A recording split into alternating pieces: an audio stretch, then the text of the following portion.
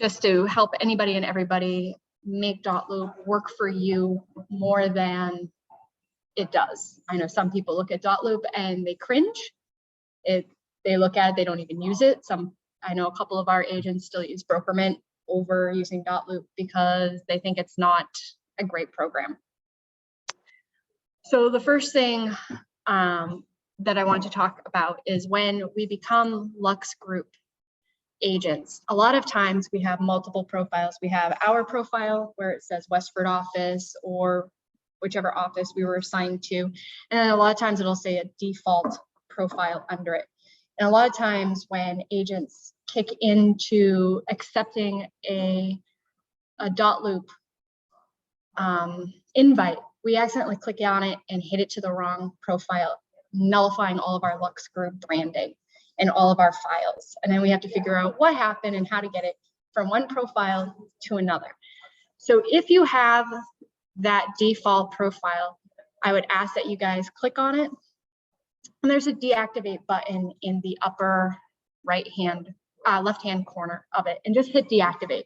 It'll still be there, but it makes it so that it is not a active profile that you can automatically link to, thus negating that, oops, I no longer have my Lux branding, and it makes it a lot easier for everybody.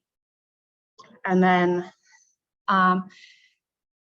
when you go into your profile or into your account and you have your profiles, actually I can show you. So see right here where it has default profile and it's gray. So if you go to your picture, no, that's fine. So if you go up in here, you have your Lux Group. It'll either have a little smiley face icon or something like that. Yep, so you have it where it just says your default. So go ahead and click on that.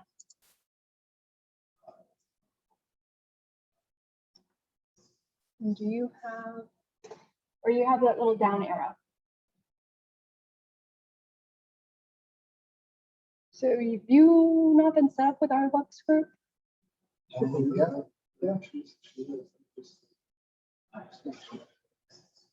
Because she's still on. Okay, so you want to, so you have two active Dotloop? I might, yeah. Okay, and that may happen if you came from a different company prior. You may still have theirs active as well. Oh, no, this is here. Huh. Interesting, because it only shows her default account. It's not showing her Lux Group. Even her Saying after today too. yeah. Well, So you know what's weird about it is when you come in, it should have. you don't see the Lux branding until you click on. It's weird. Some agents, even in mine, I don't see the Lux branding until I click on. Click on a file. Yeah, or the templates. Or any of that. Yeah, it is premium. So yeah, this would be your. Okay, and it does say Shrewsbury. So if we go into your account. Even my agent profile, it shows Dotloop in one corner until Okay, yep. Now I just did it. I clicked into her accounts. So in your profiles, if you click under your profiles right there. And you only have your default profile. Interesting. Okay, some have it, some don't. And that's fine. What I would suggest is that we customize your default profile to have it be your main profile. So that you're going to want your profile name. We will, after the meeting, let's go through yours and I'll help you set it up. No problem. So when you go into your main profile, you definitely want to have a picture because the picture will show up on your emails that you send. Your phone number, your agency number, and then in your company information, definitely want to put this location's information because when you submit documents and submit files or send emails, this information is actually at the bottom of the email. So if you have a different email address or a different mailing address and they try to mail you something, it won't come here. It'll go to wherever that address is, whether it be home address, different association address, or something along those lines. So you want to make sure that your information under the company name is this location here. And then your document notification settings, you want to have all of these checked. That way you get email notifications when you send a form out and they send it back that's been updated or signed, you'll get a notification that way. So from there, we will start with your main screen. So if we go and we click on either our, oh yeah, it does say premium up there. So when we have your loops, I noticed that a lot of people tend to have their document folders look like this. It is great. You can add pictures to the top like I do here with Podunk, but you can spend minutes literally scrolling through all your folders that you have open. And this is great if you have a couple, but if you have a lot, making it easier, if you go to this little bar over here, you have list view and compact view. List view, nice and wide, still gives you a lot of the main information. Personally, I like to use the compact view. It gives me just the address, what type of listing it is, what the status is. And I have mine, if you go by here, you can sort it on many different ways. I have it sorted by closing date. I have it sorted by closing date. That way, the ones that are closing first show up first. It's in order. That way I know if there's going to be anything pressing, it's going to be on that top file more often than not. And then it has your closing date. You're entering in the closing date. Enter in the closing dates, and I'll show you that in a second. So when we go into a folder like this, into a loop like this, so all of these are different loops. But before I go into the loop, I want to show you guys a couple more things.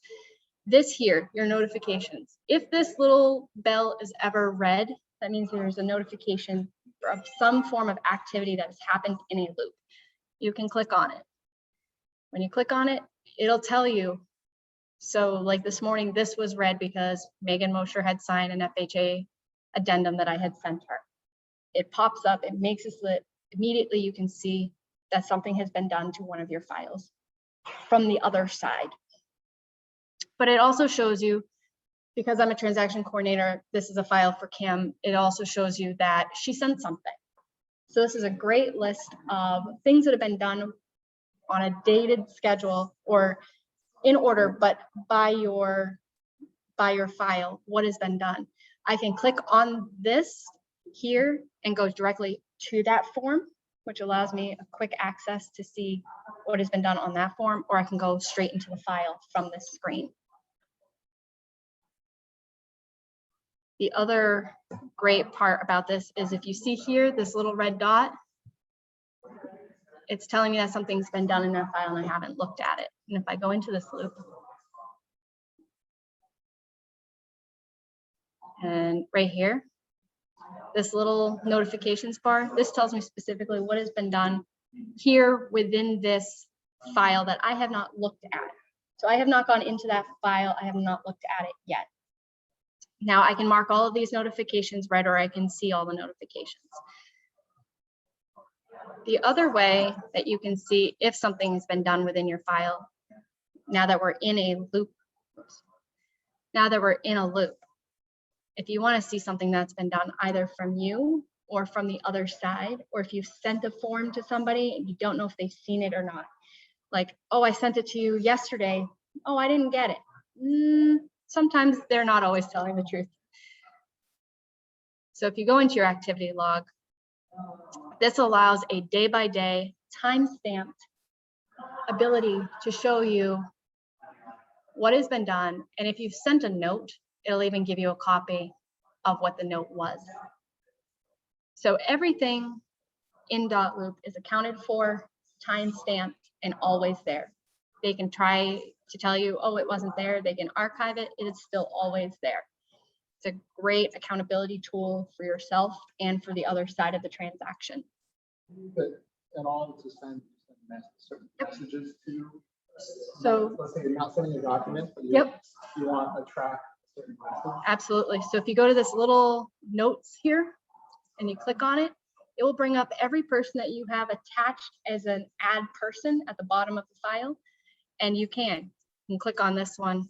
You click on the person. If you want to send it to multiple people, you hit new note, which allows you to pick multiple people to send it to. So if let's see, I'm going to send a note to me and to Kim because this is her file. So I have Kim and myself, hit type, testing software. Please disregard. I'm just sending it through her loop. I'm just telling her not to pay attention. Hit send. Here it is, time-stamped within the file. And if I go to activity log, sorry, so it wasn't there. Should have been there. So it is here in your compliance review notes. And I'm going to show you a way that you can also put a compliance review note on a specific form as well. So like my real estate contact form. So say I needed Kim specifically to do something with it, or I needed her to specifically look at something, or Tracy, I needed you to specifically look at something within this file because you're listed as the admin. So if I tag an admin, it'll tag Tracy, it'll tag Jeff. So it's a great way. Also, if you need to get in touch with one of them about something specific, the admin aspect goes to them. But if I needed something on just the Lux Group contact form, you can click on it, and again, you bring up the compliance note. So you can send a note to somebody directly through the system, directly through Dotloop on a particular form, and it will send it to their email, whatever email that they have, that you have listed at the bottom under add person, which is, I'll just show you real quick, is down here. So these are all people who are connected to this loop. Listing them correctly as people is very important, helps for your organization as well as everybody else. You can see here I am at the bottom. This is a transaction coordinator, but your attorneys are always very important. And if you're on the buyer side or seller side, even if you don't have their emails, you can still put their names in. So it'll still auto-populate in forms, their names at least. So you don't have to have an email to add a person. Again, just make sure that you have them listed correctly. When you add a person, this little button right here can be very deceiving. This button would allow you to add a person to your team, but not everybody is a person to your team. What that means is if you select that button, it gives them automatic access to everything in the loop. The only people you want to have that tagged with is a transaction coordinator or a co-broker on that transaction, not your attorneys, not your seller, not your buyer, because that gives them automatic access to everything in your loop. So it's only people you want to give that access to. So as a transaction coordinator, that's how you give me a file. You add me as a person, you add me as your team, and I automatically have access to your files. Tracy and Jeff are already automatically added as admins. Every file has an admin. They automatically have access to all your files. But just bear in mind that this little button, even though it looks great, it is not for everybody. You don't want your attorney seeing everything in your files. You don't want your banker seeing everything in your files. It is just for, definitely not the other agent. So that being said, this button here is very, personally in my eyes, it shouldn't even be in the top section like that. It should be kind of like further down at the bottom as a select. Yeah, I have an explanation. With the roles, there are a ton of different roles. You should be able to find just about everything that you need. The only one I asked Jeff today if he could add paralegal, and he said he would look into it because paralegal, sometimes I have 3 paralegals on a file and I get mixed up as to who's who. So, but when you add the person, basically all you need is their name and their email address, and then select their role. It'll automatically default to other if you don't select a role. All right. So now I guess Tracy was saying about the closing dates. So when you go into a file, actually, you know what? I'm going to make a loop real quick. Do you both know how to make loops? You know how to make a loop? Okay. So when we make loops, very simple. For anybody who doesn't know it, I'm just going to go sample. This is a great thing as well. It'll auto-populate information. If you have a buyer looking to purchase a property and you type in an address, this will pull either Google Maps or MLS numbers. If you pull one with an MLS number like this one here, Dotloop MLS number, blah, blah, blah, it'll actually auto import the file's information.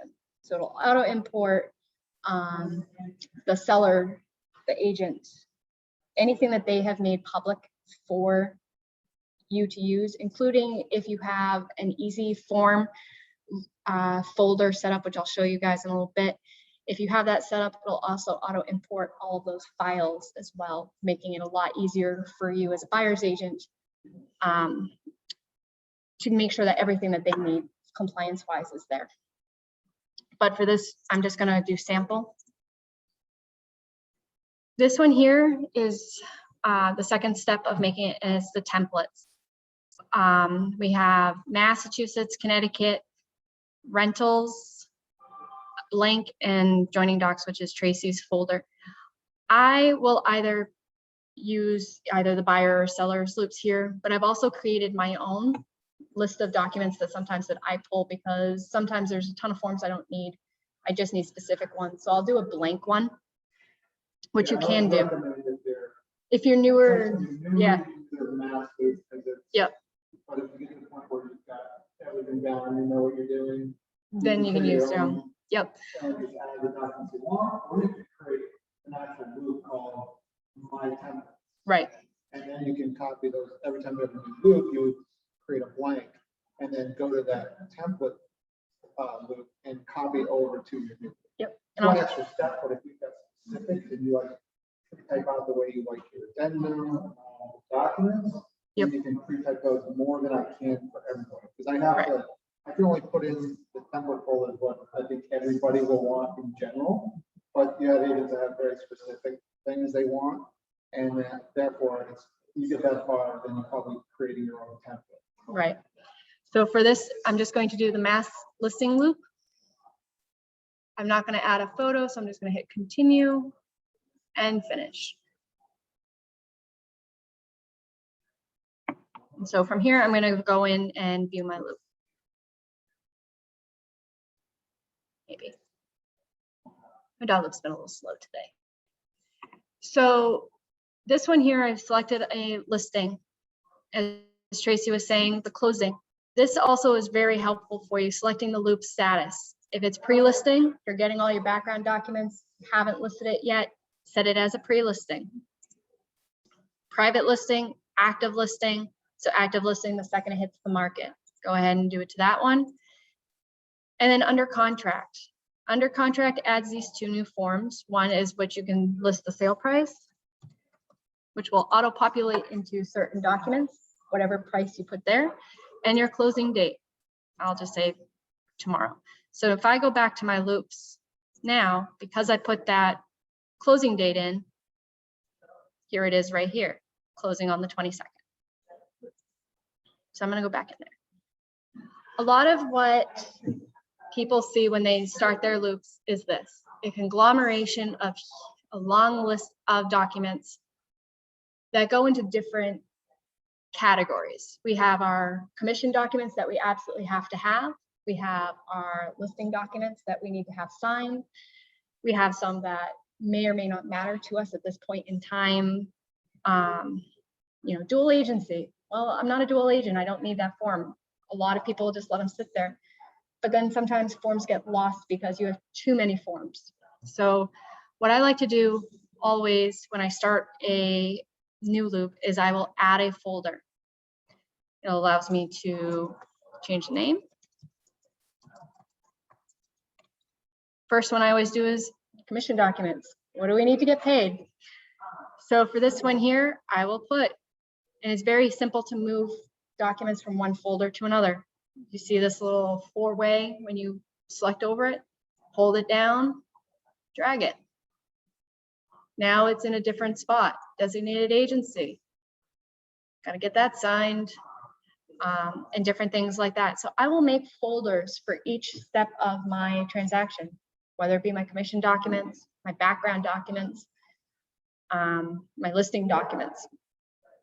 And it's important to do that so that you guys don't get lost with your documents. Make sure that Tracy has what he needs in order to pay you when we're all done. Because we have so many different forms in here. Sometimes there's ones we don't need. Well, my person signed their seller statement, so I don't need this waiver. Go ahead and check on it. There's an archive button up here. Go ahead and archive it. One document was archived. Now it is no longer here. Oops, I accidentally archived something I shouldn't have. Again, very easy. Show archive right here. It'll show it. And now when I scroll down at the very bottom, here it is. It's grayed out, which means I can't actually alter it or do anything with it right now. Very easy. Check on it. Come over here to your three little dots. At the bottom, it says unarchive. Now it's back. So it's very easy to archive documents that you don't need, but it's very easy to unarchive them if you accidentally archive them.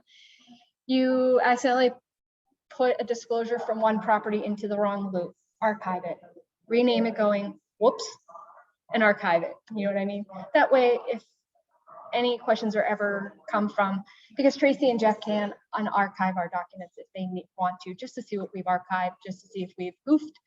Or if we say, oh, no, that wasn't there. Oh, no, it really is. Because like I said, archive documents never go away. But if you put something in the wrong form, just mark it, mistake made, archive it, and just carry on. Right. Everything, all of our faults, all of our victories, they're all here equally for everyone to see. If you share a document, this little person icon here will change to whichever number for people shared. So let's see. So as I said in the beginning, admins are always here. So in this regard, I would be the listing agent. So just for giggles. So the seller's checklist. It's a great checklist for newer agents or agents that are questioning whether or not they have everything, because this checklist has, I believe this is the right one. Yes. I use these all the time. These are the things that need to get done in order for Tracy to pay us.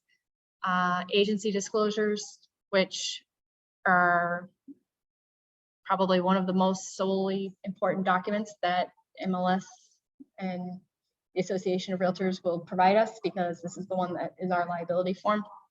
Our listing agreements, lead paint transfer notice, obviously doesn't apply if the property was over 1978. Seller statement of property conditions. All of these, you can check them off. Once it's all done, go ahead and submit your files. To submit a folder, very easy. Select the submit button or the folder here and go to the top and submit for review. I won't do this.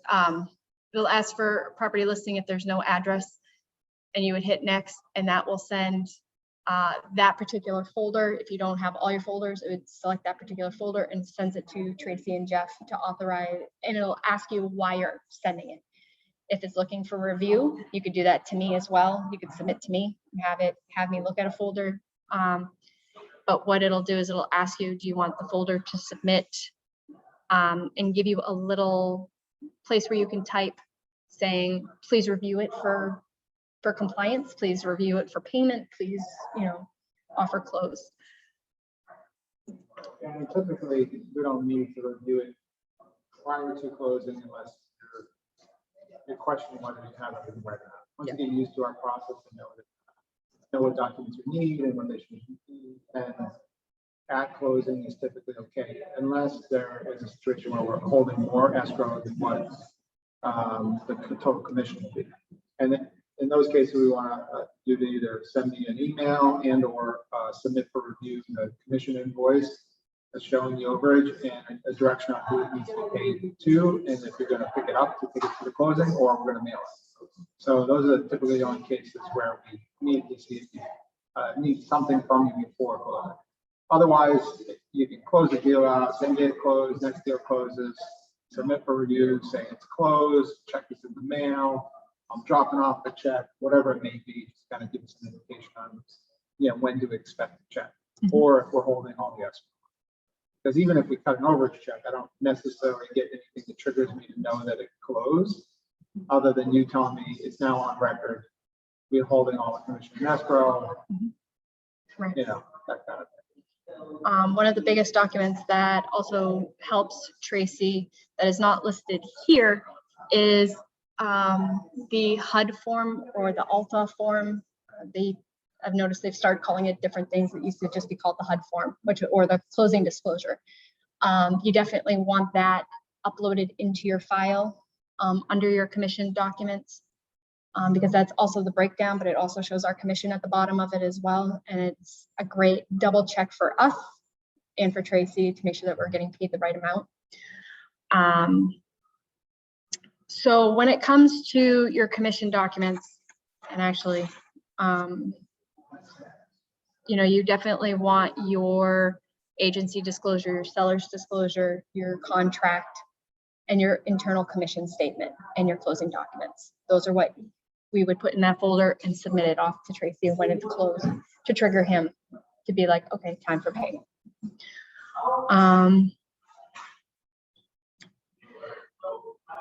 So the biggest things here within the folders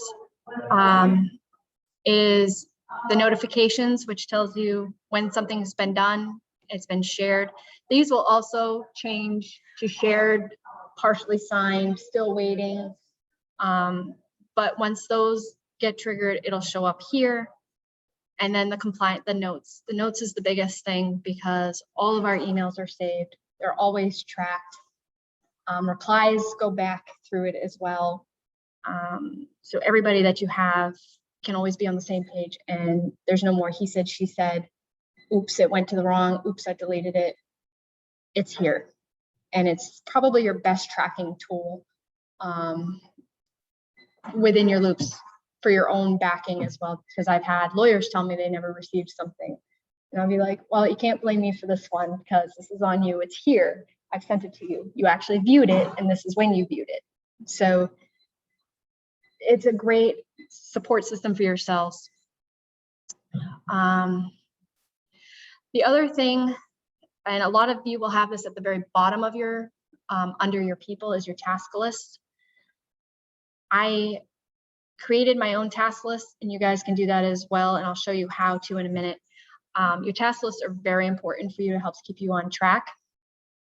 And I'll actually bring you to one of my loops, and I'll show you. This is mine that just went under contract. So my seller task list is pretty step-by-step for me, but it helps keep me on track for what I need to have done and deadlines based off the contract and just when I know things need to get done. So like certain dates will come from your offer, your inspection date, your purchase and sales date, your closing date, your mortgage contingency dates. Use your task list to utilize those. The dates will go in here. You can put the dates in here. But as you can see, I also have send my commission statement. When's the appraisal? When's the smoke certificate due? Those are things that we might forget about until a lawyer prompts us, or oops, it's too late. You always want to send your commission statements pretty much after purchase and sales. This will send you reminders. It sends you an email daily of any tasks that are due with the date that it is due and pretty much the upcoming 7 days. So it's really great. Plus, if you go up here to this little square box and you click on it, this is assigned to me. If I'm your transaction coordinator, you would hit all tasks because I do these task lists on every loop that I'm in. So if you go to all tasks, it would show you pretty much this, and it'll show you every task that's assigned to me as part of your loop. But as you can see, I have a laundry list of things that are due tomorrow. And tomorrow morning, I will get an email in my inbox at 12:01 a.m. telling me that all of these are due tomorrow. So it is a great handy tool to use this. Yep, if you go into your app,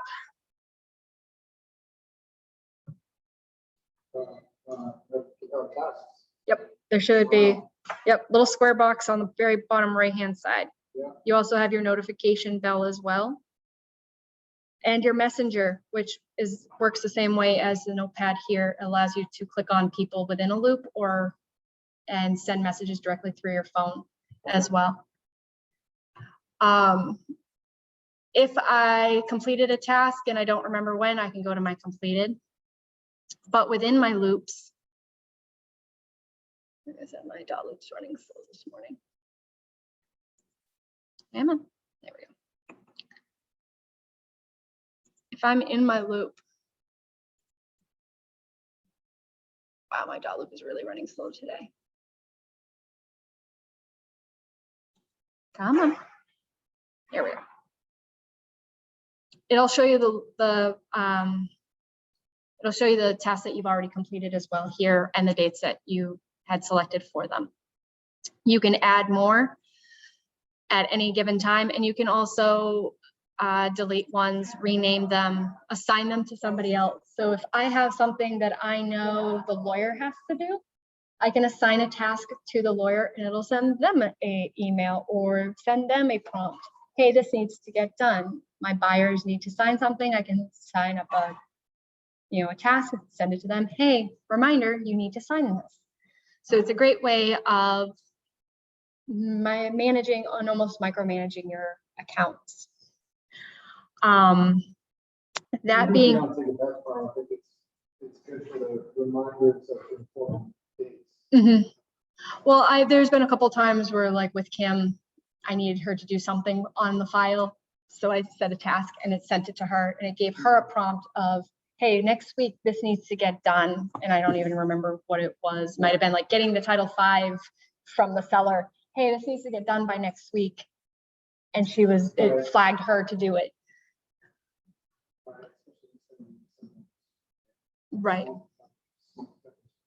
Right. So like that's one that I have on here. Appraisal, when is it due? Last thing I want to do is come up, 2 days before my contingency and go, oh yeah, did the lender send that appraiser? Sometimes they haven't. Sometimes they've forgotten and needed that prompt. Yep. So if you go over here, your furthest box is your templates.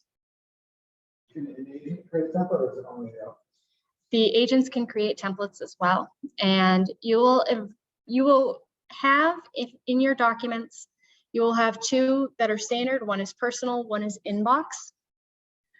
But if we scroll further down, here are all the templates for the entire office. These ones are created by the office and by Tracy. So our sellers forms, if there's a template if there's a file that we're missing in our template, I need an extension of time. Oh no, where do I find that? That one's actually in the buyers, but it's here.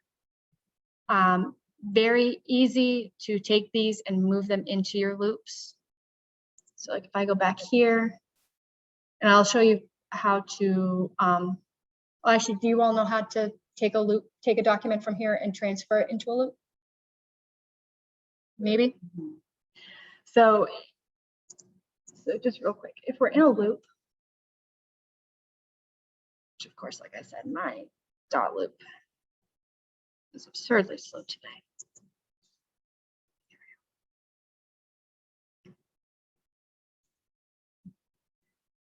So I'm here in my sample loop and I need an escalation clause. It's not in our typical one. We have three options of adding documents. We can add a template, which is already in our system, already formatted to Dotloop. I thank Tracy for sitting hours upon hours and doing some of these forms and making them Dotloop compliant and making it so that we can add information very easy.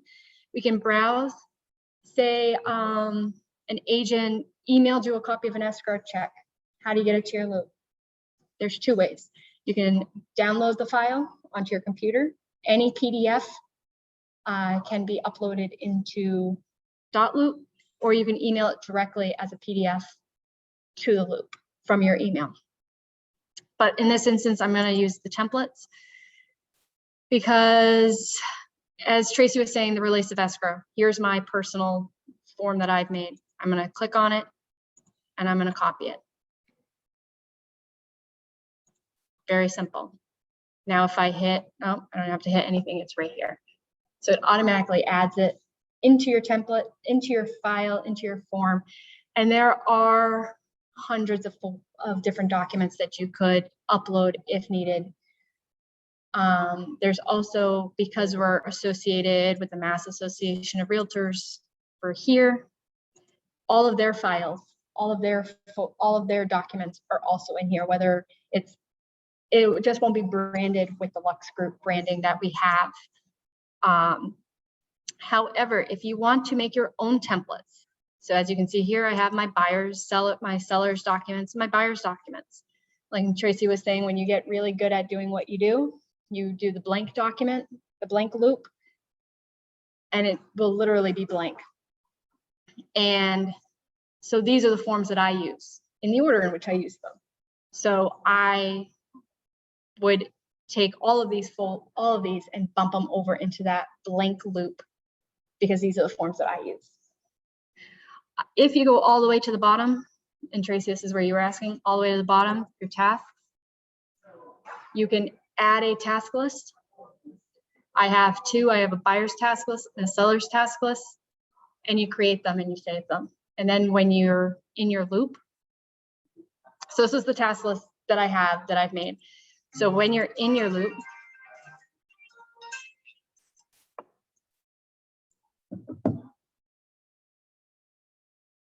I'm going to load a template in my tasks. It'll ask me which template I want to add. So because this is a listing one and I already have my seller's task list made, here it is. Very quick, very easy. Now I just go in, and over here, if it needs to go to someone other than me, or if I need a specific date, this is where I add them. I'll add all my dates, and now I'll get prompts for all of my task lists based off of whatever dates that I put in here or who it's assigned to, which makes it really great because it's almost like a set it and forget it. You can set all your deadlines, you know when they're approaching, you go in and you do what you need to do, but now you're not going in and going, oh shoot, was this due today or was it due tomorrow? Pulling up the offer 100 times, making sure your dates are all set. There's also a great thing about Dotloop that allows you to integrate all your tasks into your Google Calendar.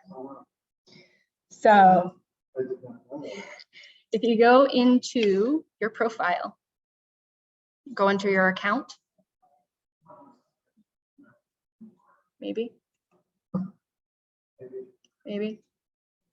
it's thinking, or should I go into this one?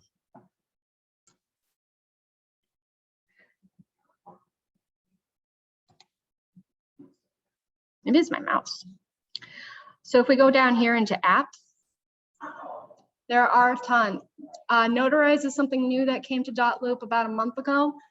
For $25, it'll allow you to send a form to a notary and have it notarized. You can either have it charged to yourself or charged to your client. If you can't get to a bank town hall, which was hard to do when COVID was in full swing, now it might not be as necessary, but back a year ago, 6 months ago, when we couldn't get anywhere where there's a notary, this program came in really handy.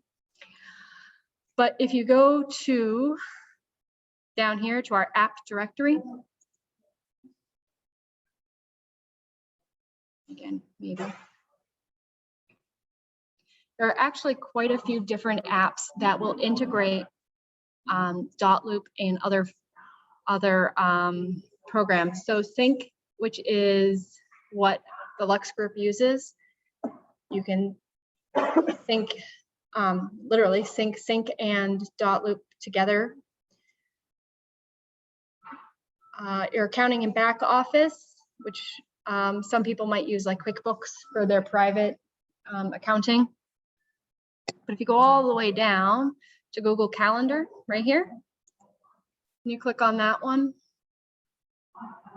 I'm already connected, so I'm not gonna go through and do this more, but if you go through it, step 1 of 3, connect to Dotloop. You may have to log into your email account or your Google account through this, but just follow the steps. It's very easy. Give your calendar about 5 minutes, refresh it, and all of those dates from your task list will be there. If you do not use the task list, your closing date will at least automatically apply because you've put in that closing date in your loop. It takes your important dates. So if you say if you put in the inspection date, that will pull. You put in your closing date, that will pull. I obviously have it set to pull all of my task lists. So any given time, without even going into Dotloop, I can at least go into my calendar and go, okay, what do I have for the next week that's coming due? But definitely look at the different integrations. If you use the Gmail loop, it will actually allow you to create loops directly through your email. So if you get an email from somebody, it'll actually allow you to auto pull it. I haven't fooled with that one very much, so I'm not as good with it. But Google Drive, Outlook, so if you use Google products, that's probably your best way of integrating Dotloop into your everyday life. But like I said, there are too many windows. But like I said, it will pull all of your tasks, even your listing expiration dates. So if you have a listing that's coming up due, you need to renew your listing. Yep. So, so that makes it great because all of your stuff is pulled on a daily basis that way. I'm trying to think of what else I've got here. Buyers. All right. Buyers loops. What a lot of people don't realize is when you name a loop the first time, that will forever be the loop's name if you email out of that loop. So say you have a buyer that wanted to buy 123 Main Street. The deal fell through, didn't work, you rename the loop 234 Main Street. It'll always forever be listed when you send an email as 123 Main Street. It will not change the loop name once it's been created. Oh, really? Yeah, that was something I learned. So if you name the loop, the buyer's name. It will not change. It will forever say, so like this one. So what I do is I will make a buyer's loop. I have the Butler purchasing loop. These are buyers, and they're not going to mind if right, they haven't identified a property. So I created this loop with one purpose and one purpose only, and that is to hold my agency disclosure and their pre-qualification letters. That is it. That is all I have in here, and I will never submit this for a property under this loop. What I will do is I will create a new loop. So I have my sample loop. Let's just use my sample loop as the thing. Say that sample loop is 124 Main Street. That's the property they want to purchase. Click their pre-qual letter and their agency disclosure. Right here, I'm going to make a copy. I'm going to copy these. Because they're already signed, I can actually copy them right as flat PDFs, or I can copy them as .loop documents. I'm going to copy it to a loop. I'm going to copy them to sample. I'm going to copy them to my listing documents. Copy. Now, this loop is still intact as their buying loop. But when I go back now to my sample loop,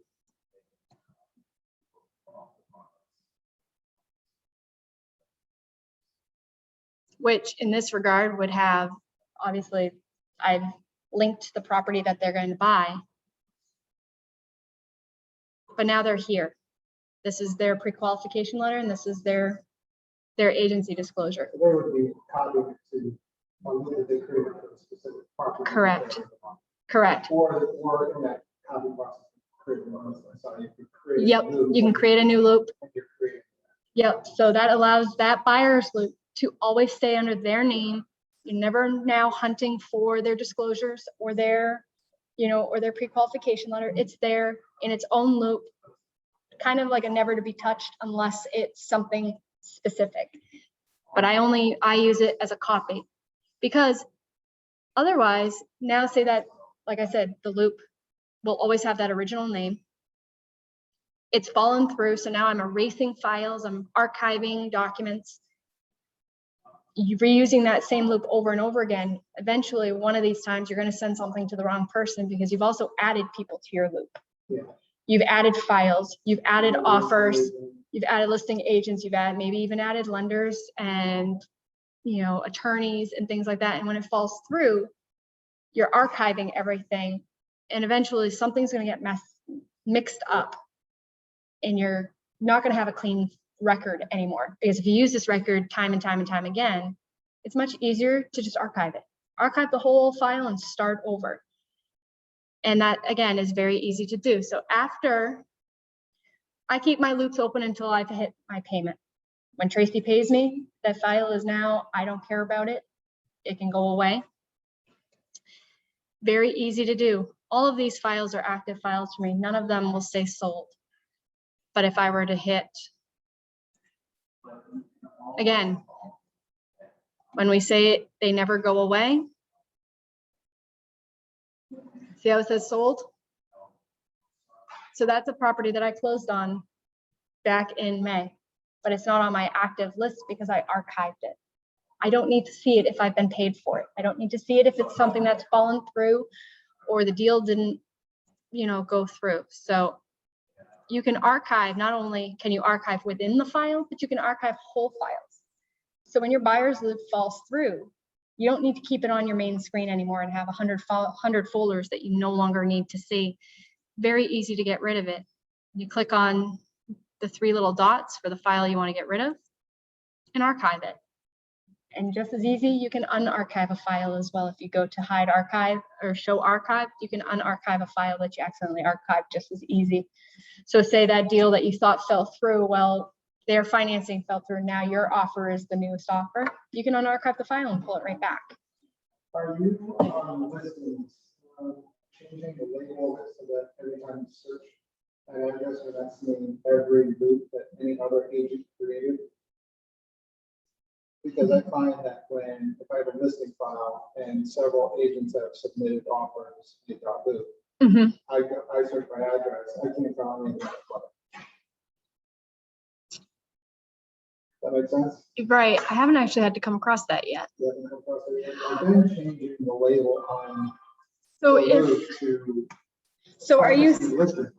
Okay. And then again, too, if you have a lot of times what agents will do is say like 17 Kimberly. Well, the buyer side might have their own 17 Kimberly that they've shared a file with me for. And it's not my 17 Kimberly file, it's theirs. But I still have to keep it active because that's the file that they've shared files with me for. You can merge files sometimes, in other words, taking their file and pulling it into yours. You can copy the files that they've given you over, just like we did before with the buyer's loop. But a lot of times, if it's not a file that I'm using, under the status, I don't put anything. So it'll just be blank and drops it to the bottom. One particular, like all 3 of these are the exact same name, because when they create their loop, they're picking yours, right? So it's giving it the exact same address. But one of those should have your name on it. If you're the listing agent, one of those should have your name on it rather than the others. Because it should say that you're the listing agent. So in this version, it's not, that might be a easier error too. Because I find myself sometimes creating loops in the admin profile instead of the agent profile. Yeah. So never mind. Yeah. But can change the label. You can change the label, yes. But like I said, just be aware that, you know, whatever label you had it originally will be the label that it will hold for the rest of its life. So you could create 17 Kimberly Drive and then change it to your seller's name or to your buyer's name in order to keep track of who you have. So that being said, you know, there's different ways of changing the loop names, but just be aware that the original one is the one that it will go with. If you use the Dotloop app, there's a few customizations that you can use for that one as well on the main screen, which I can always show people if they come and ask as well. I think there was much. Autofill. Autofill is another good one. A lot of our forms will autofill. Wrong loop. And there's a lot of advanced ways that you can make things that you've created auto pull information. There's a lot of different things that Dotloop will allow you to do. The more you mess around with the buttons, and that's the biggest thing I could say. Create a sample loop, mess around with it. You're not going to break it. You're not going to, you know, like I said, you archive something, you can unarchive it. Make yourself a sample loop. Mess around with all the buttons. Mess around with the templates. Create things, delete things. That way you know what a document can do. If a person sends you every document you need in one giant conglomerate file, you can split it. You can split the file, which makes it wonderful. So say, what's a good one to do? Seller statement of property conditions. It's a big file. It's 7 pages long. Go into it. So just for giggles, let's say, this is an autofill here. You can autofill documents right from here if you add things. So say you have your buyer, but you haven't added them as a person yet in the bottom of the loop. You can actually add person right from here. You can add a person, add all their information, hit the add person button, and now that person will be at the bottom of your loop and also autofillable within here. You can search for the property. You can add a whole bunch of different fields right from the screen the first time you access a document. But say it's not the first time you've accessed the document and now you have all those people in here and you want it autofilled. Very easy. You hit the autofill button.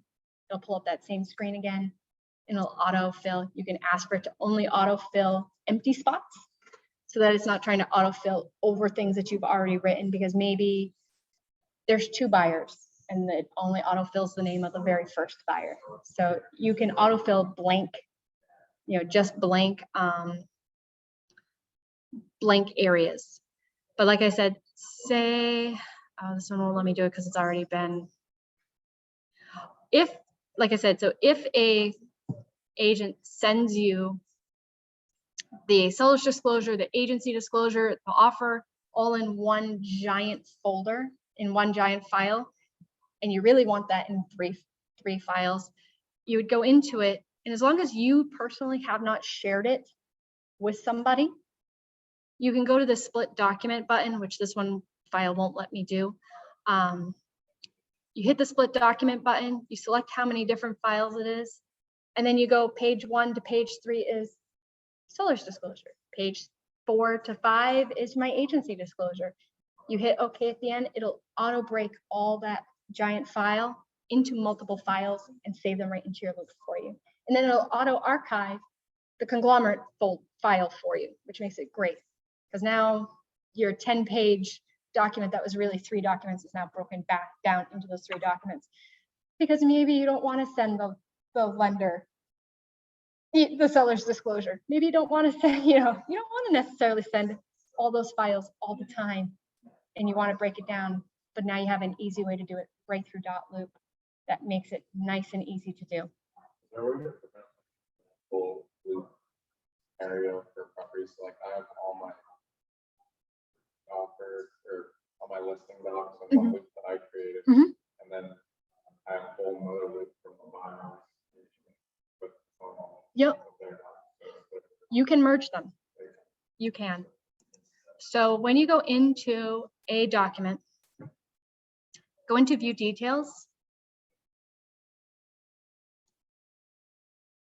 All the way at the very bottom, merge loop. It'll ask you which loop you want to merge it with. Select that loop, hit merge. It may tell you you can't, because sometimes there might be something in it that'll say, oh, if we do this, it won't join. Great, in which case you can then copy those files into your folder under its own folder. So you could take all those buyer documents and transfer them over into yours. But if the merge works, it'll auto do it. And it'll auto populate all the contacts that are at the bottom. It'll auto populate all of the files from both and merge them into one big folder for you, into one loop for you.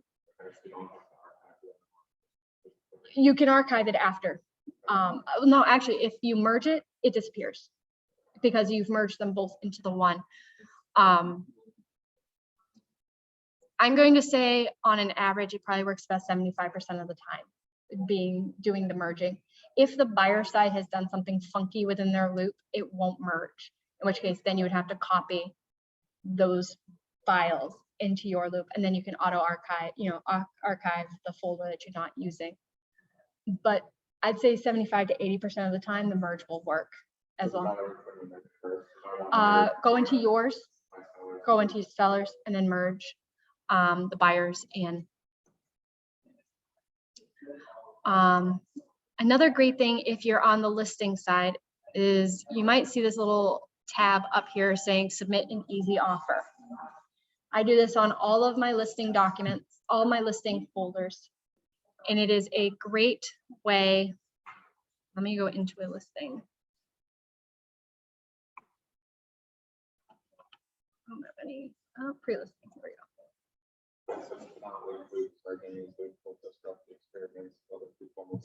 So the buyer side has done something funky. They've added somebody on their side and shared something that they're waiting for signature, I can almost guarantee. So the easy folder. The easy folder is great for a couple of different things. What the easy folder does is if someone links to your folder through Dotloop, it will pull whatever files are in that folder for you. So this one, I haven't made it yet, so I will actually make it. What I'm going to do is I'm going to add a folder. I'm going to list it as easy folder.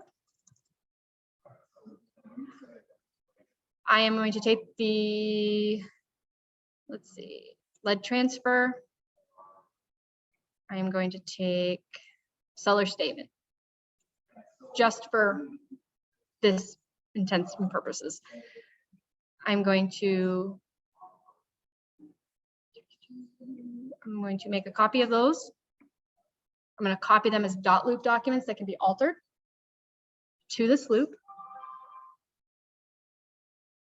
I'm going to copy them to this folder. And the reason you want to copy them is because these will now be editable by anybody who links to this folder. So say they have a buyer, they've made their buyer folder, they've linked to this MLS address. When they hit OK and create their loop, this folder will now be in their loop with these documents as editable, because these are documents that you will need. You will need the seller's disclosure signed by them. You'll need the lead certificate signed by them. So now they're there. They are in this person's folder, ready to be signed. They don't have to ask for them. They don't have to go hunting for them. They're there as Dotloop. They stop sharing, you won't see it. Correct, not until they share it back, but they're there. Right. You're hunting for it, and right. The other great part is, so I've created the easy folder. I've got these as copies, and the reason I wanted to make them as copies is because I don't want them altering my original. I only want them altering copies of it. Now, what we do is we go up here to set up easy offer. I'm the listing agent. I'm going to select the easy folder. I hit save, it'll make that live. But now you can see the share link. How many of you post your properties on Facebook? Copy that listing, copy that link under your, no. So under your Facebook picture that you just did, put this link. This will allow people to go in and pull those files from the public view. So if you have your Facebook, and so say you posted your plot plan, your master deed, anything that you don't mind the public seeing, but say you did it. So say, If I put this in the law, it's from the- yep, and I've done that too. And anybody who clicks on that link will get auto registered, and you'll be able to see who has viewed your Dotloop links. So it's a great way of tracking as well. But this link right here, Kim saw it on one of mine. She clicked on it. It brought it right to my link and right to that list of documents. So say you saw mine, you click on that, you go, okay, cool, my buyers want to do it. All those files are right there for you. So if they were running the list and saying, these are the required submissions for offer, what's probably the best way to do it? The COVID screening form that we all saw for a while, that would be a great place to put it, the COVID pre-screening file, because that had to be done before. Basically ask questions about your group. Yep. You know, that the lender would fill out. Yep. If they weren't sharing what the credit score is, Right. what their income. So that you could, you know, you're looking at 10 offers, all 5% financing, which one's the best one? Right. Without asking a lot of other questions. These are all things that you can do. Right. So, but like you said, that's a great way of doing it. And I have put it in the Dotloop. That way they have an auto access if they want to send all those documents to their buyer ahead of time to have signed before they submit the offer. Best way of doing it. Now they're all there. And you just saw me set it up. Very easy. It's like 3 steps to set it up. But now all those documents are there. When it's done and you've got your accepted offer, you can turn it off. You hit the setup easy. You unselect that. It'll say disabled here at the bottom. You hit save, and now that easy link is gone. It's no longer active. Nobody can take a peek at it. So Dotloop really does have a lot of ways to make your life easy. It's just knowing that they're there to use them and to play with them. So like we were saying earlier, the notifications, since we started, I have 5 notifications that have popped up. I'll take a look at those. And this shows me since we've been here, Kim has shared the new addendum with the sellers and the attorneys. I mark them all red. Back to my loops. Now they're all gone. But that's a great way of seeing if something's been done with your loop, your side, their side, anybody in the loop who can take it and share it. It'll also show when Tracy or Jeff changes your status from needs to be submitted to commission paid or along those lines as well. Makes it great so you can keep track of that as well. I know we kind of went through a lot. Does anybody have any questions?